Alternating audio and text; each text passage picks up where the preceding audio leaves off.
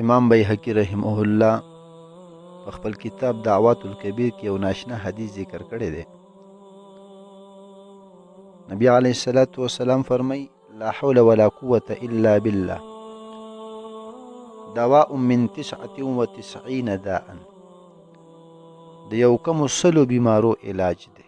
یعنی په لا حول ولا قوة کې الله رب العالمین د سلو بیمارو علاج ایښی دی. ایسرها الهم، او په هغې کې ټولو نه آسال او معمولی بیماری هغه غم دی.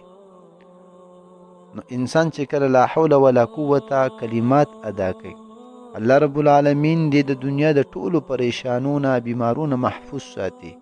حتی کې یو انسان په غم کې مبتلا وي، پریشانی کې مبتلا وي، تکلیف کې وي، مصیبت کې وي، الله رب العالمین د هغې نه ورله نجات ورکوي.